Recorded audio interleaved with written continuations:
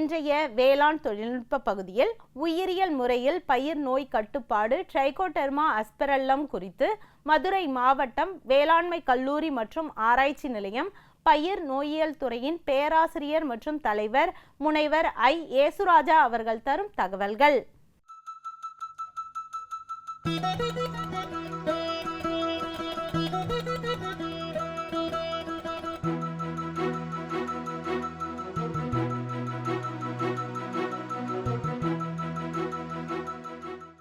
இப்போ உங்களுக்கு உயிரியல் முறையில் எப்படி பயிர் நோய்களை கட்டுப்படுத்துவது பற்றி கூற விரும்புகிறேன். பொதுவாக விவசாய பெருமக்கள் நம்ம பயிர் நோய்களை கட்டுப்படுத்துறதுக்கு பூஞ்சான கொல்லிகளை பயன்படுத்துவோம். அந்த மாதிரி ஊடுருவி பாயும் பூஞ்சான கொல்லிகளை நோயை கட்டுப்படுத்துறதுக்கு பொதுவாக வேரல்கள் நோய், நாற்றல்கள் நோய் மற்றும் வாடல் நோய் இது போன்ற நோய்களை கட்டுப்படுத்துவதற்கு நம்ம பொதுவாக ரசாயன அதாவது பூஞ்சான கொல்லிகள், கெமிக்கல் பூஞ்சான கொல்லிகளை பயன்படுத்துவோம்.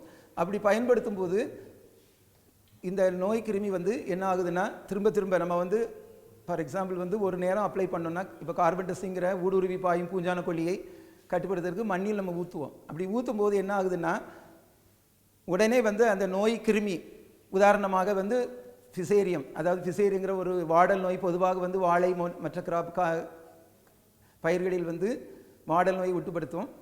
அது உடனே கெமிக்கல் ஊற்றின உடனே இம்மீடியட்டாக உடனே என்ன பண்ணணும்னா உங்களுக்கு அது ரெஸ்டிங் ஸ்டேஜுக்கு போயிடும். அதாவது கிளாம்டோஸ்போரின்ங்கிற வித்துக்களை ப்ரொடியூஸ் பண்ணி அந்த பூஞ்சான கொல்லியை எதிர்ப்பு திறன் கொண்ட ஒரு வித்துக்களாக ஃபார்ம் ஆயிரும். அப்போ அந்த மருந்து நமக்கு ஒரு 10 to 15 நாட்கள் நமக்கு அது எஃபெக்ட் இருக்கும் மண்ணில்.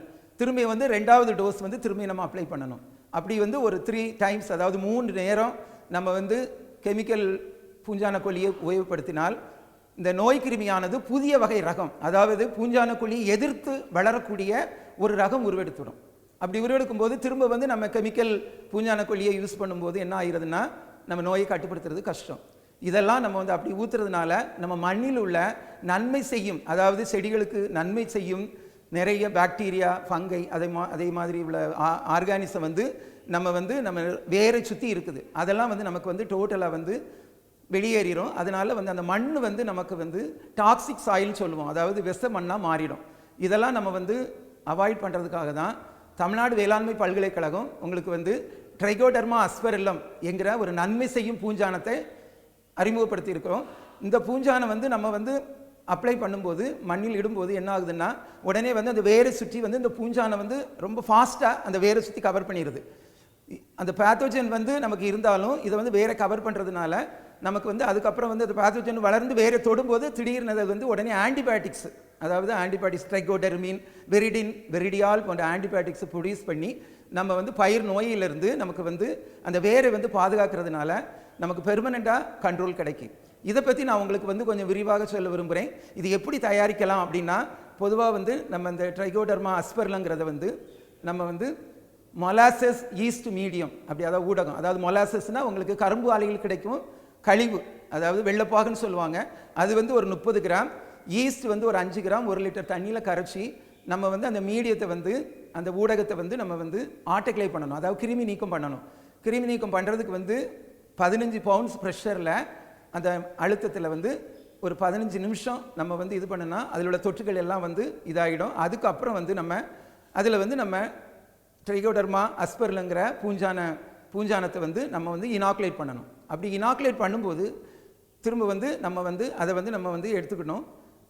வணிக ரீதியாக இது நம்ம கோனிக்கல் ஃப்ளாஸ்க் இந்த மாதிரி இதுலேயும் ப்ரொடியூஸ் பண்ணலாம். வணிக ரீதியாக நம்ம ப்ரொடியூஸ் பண்ணுறதுக்கு இந்த மாதிரி ஃபெர்மெண்டர், அதாவது நொதிகலன்னு சொல்லுவோம், இந்த ஃபெர்மெண்டர் யூஸ் பண்ணலாம். இது 50 லிட்டர் கெப்பாசிட்டி உள்ளது.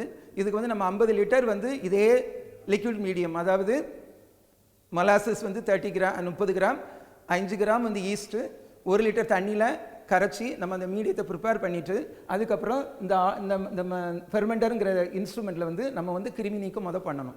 கிருமி நீக்கம் பண்ணுறது இதே ப்ரொசீஜர் தான். 15 பவுண்ட்ஸ் ப்ரெஷரில் ஒரு 20 நிமிஷம் 15லேருந்து 20 நிமிஷம் வச்சாலே அந்த மீடியத்தில் அந்த ஊடகத்தில் உள்ள கிருமிகளெல்லாம் நீக்கம் ஆயிரும். அதுக்கப்புறம் நம்ம ஆற வைத்த பிறகு திரும்ப நம்ம மதர் கல்ச்சர்னு சொல்லுவாங்க, அதாவது தாய் கல்ச்சர், அதை 50 லிட்டருக்கு 1.5 லிட்டர் மதர் கல்ச்சர் நம்ம அந்த ஃபெர்மெண்டரில் ஊற்றி வைக்கணும். இதை வந்து நம்ம ஒரு 10 நாள் வந்து வெயிட் பண்ணி, அதாவது இன்குபேஷன் பீரியட் ஒரு 10 நாளைக்கு பிறகு அந்த பிராத்தில் வந்து இந்த ட்ரைகோடர்மா அஸ்பெர்லங்கிற பூஞ்சானமும் அதனுடைய வித்துக்கள் அதாவது ஸ்போருன்னு சொல்லுவோம், அந்த வித்துக்களும் ப்ரொடியூஸ் ஆகிருக்கும். அந்த பிராத்தை வந்து நம்ம கலெக்ட் பண்ணிவிட்டு இந்த கல்மாவுங்கிற டால்க் பவுடர், இந்த டால்க் பவுடர் வந்து இதில் வந்து நமக்கு வந்து 1:1 ரேஷியோ, அதாவது 500 மில்லி இந்த பிராத்தை 1 கிலோ கல்மாவு கூட நம்ம மிக்ஸ் பண்ணணும். மிக்ஸ் பண்ணிவிட்டு நல்ல நிழலில் வந்து நம்ம வளர்த்தணும். நிழலில் வளர்த்தின பிறகு அதுக்கப்புறம் பேக்கிங் வந்து நல்ல ஒயிட் பாலித்தீன் பேக்கில் தான் நம்ம பேக்கிங் பண்ணணும். பேக்கிங் பண்ணும் முன்னாடி நம்ம கவனிக்க வேண்டிய முக்கியமான குறிப்புகள் என்ன, அதனுடைய ஈரப்பதம் வந்து 20% மிகாமல் இருக்கணும். மிகாமல் இருக்கக்கூடாது. அதாவது ஈரப்பதம் வந்து 20% குறைவாக இருக்கணும். அதுக்கு மேலே நம்ம வந்து ஈரப்பதம் இருந்துன்னா நம்ம பேக்கிங் பண்ணும்போது அது கெட்டுவிட சான்சஸ் இருக்குது. அதனால் வந்து நம்ம பேக்கிங் பண்ண முன்னாடி முக்கியமான குறிப்புகள் வந்து அந்த ஈரப்பதம் 20% குறைவாக இருக்கணும். அடுத்தபடியாக இரண்டாவது என்னென்னா, இதனுடைய தொகை, அதாவது பாப்புலேஷன், காலனி ஃபார்மிங் யூனிட்ஸ்னு சொல்லுவோம். அது வந்து குறிப்பாக 1 கிராம் ப்ராடக்டில் வந்து நம்ம எடுத்து இது பண்ணோம்னா அந்த 1 கிராம் ப்ராடக்டில் வந்து 28 லட்சம் காலனி ஃபார்மிங் யூனிட்ஸ் வாங்க, அதாவது 28 லட்சம் அதனுடைய வித்துக்கள் இருக்கிற மாதிரி இருக்கணும். இந்த டால்க் பவுடர் வந்து ஒரு கல் மாவு தான். இதனுடைய சைஸ் வந்து நமக்கு வந்து ஒரு 500 மைக்ரான்ங்கிற யூனிட்டில் இருக்கணும். அதுக்கப்புறம் வந்து நம்ம வந்து இந்த ப்ராடக்டை வந்து இப்படி நம்ம வந்து நல்ல பேக்டு ப்ராடக்ட் தான். இந்த ப்ராடக்ட்டை வந்து நம்ம பேக் பண்ணி இது பண்ணி இதில் வந்து எல்லா பிரிண்ட்டும் பண்ணியிருப்போம். இதில் வந்து எப்படி வந்து அப்ளிகேஷன் பண்ணணுங்கிற மெத்தட்லாம் இருக்கும். இதை பேக் பண்ணிடணும். இப்படி பேக்கிங் பண்ண மெட்டீரியலை வந்து நம்ம வந்து இந்த ப்ராடக்டை வந்து நம்ம வந்து ஒரு 4 மாதங்கள், அதாவது 120 நாட்கள் வந்து நம்ம வச்சுக்கலாம். 120 நாளைக்கு பிறகு இதனுடைய குவாலிட்டியை நம்ம செக் பண்ணோம்னா அப்போ வந்து இதனுடைய பாப்புலேஷன் வந்து 20 லட்சம், ஒரு கிராமுக்கு 20 லட்சம் காலனி ஃபார்மிங் யூனிட்ஸ் இருக்கும். அதுதான் வந்து கரெக்டான ப்ராடக்ட்டு. நம்ம 4 மாதம் வச்சுக்கலாம். இதை வந்து நம்ம எப்படி நம்ம செடிகளுக்கு அப்ளை பண்ணலாம்னா, முதலாவதாக விதை நேர்த்தி. பொதுவாக வந்து நம்ம ட்ரைகோடர்மா வந்து தோட்ட பயிர்களுக்கு தான் நம்ம வந்து ரெக்கமெண்ட் பண்ணுறோம். தோட்ட பயிர்களுக்கு ரெக்கமெண்ட் பண்ணுவோம்.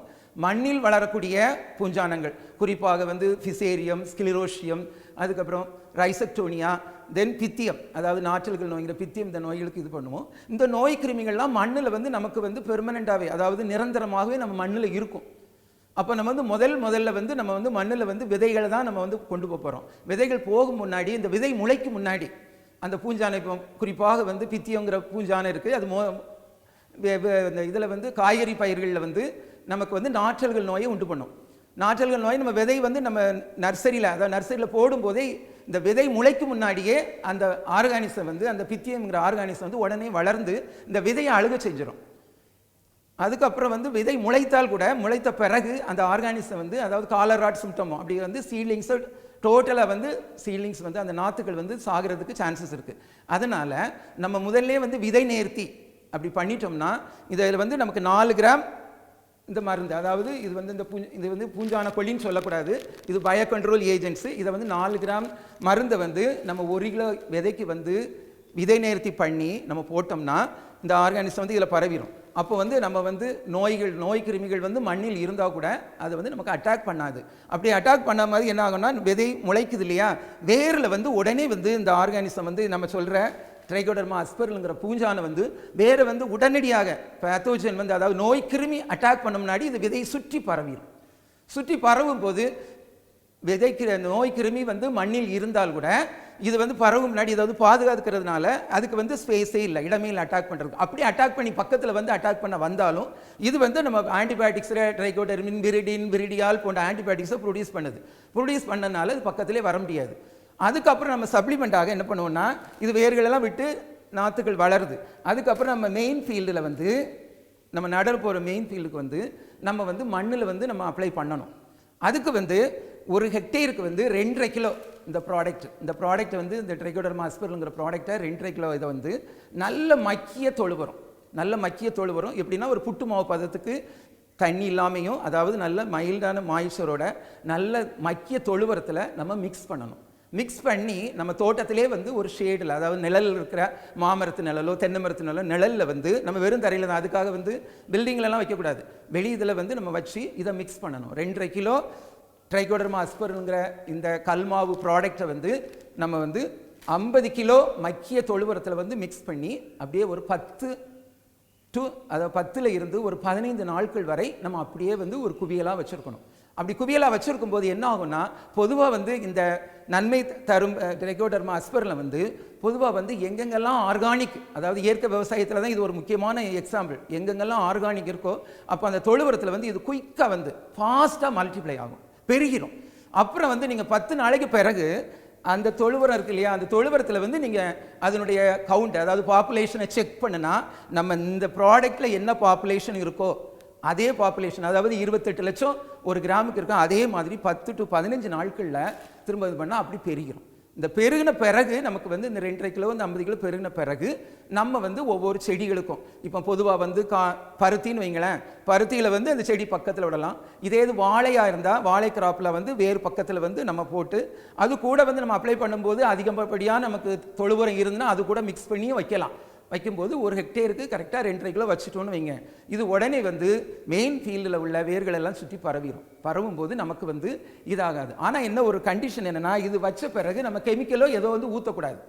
கெமிக்கல் வந்து கார்பன் டெஸ்டிங் ஒரு நேரம் வந்து ட்ரைகோடர்மா நம்ம அப்ளை பண்ணிட்டோம், விவசாயிகள் வந்து தெரியாமல் வந்து கார்பன் டெஸ்டிங்கிற மருந்தை வந்து ஊற்றிடுவாங்க. ஊற்றும் போது இது வந்து ஆட்டோமேட்டிக்காக இந்த மருந்து வந்து நமக்கு வந்து இந்த ட்ரைகோடர்மா வந்து சாகிறதுக்கு சான்சஸ் இருக்குது.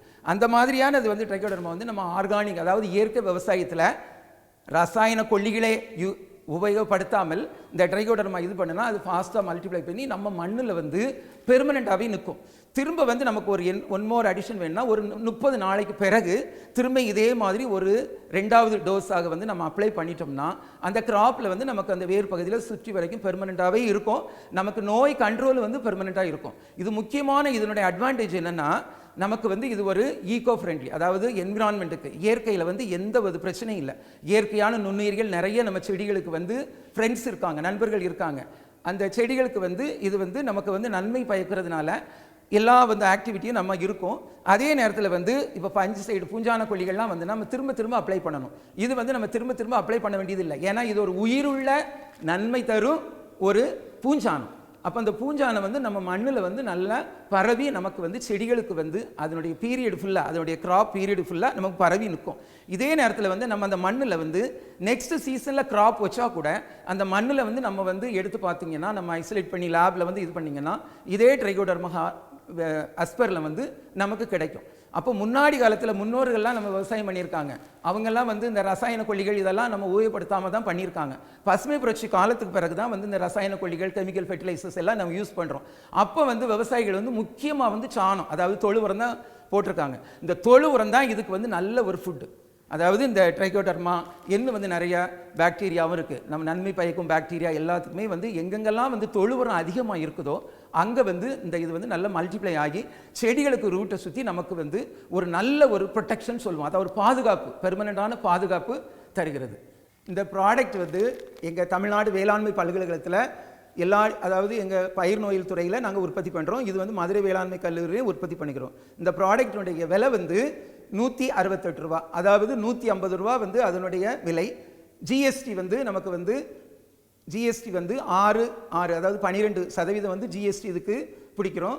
ஒரு 18 ரூபா ஜிஎஸ்டியும் மொத்தமாக வந்து 168 ரூபாய்க்கு நாங்கள் வந்து இதை விற்பனை செய்கிறோம். அதனால் விவசாய பெருமக்கள் வந்து மதுரை வேளாண்மை கல்லூரி அணுகி பயிர் நோயில் துறையில் வந்து நீங்கள் பெற்று இதை பயன்பெறலாம்.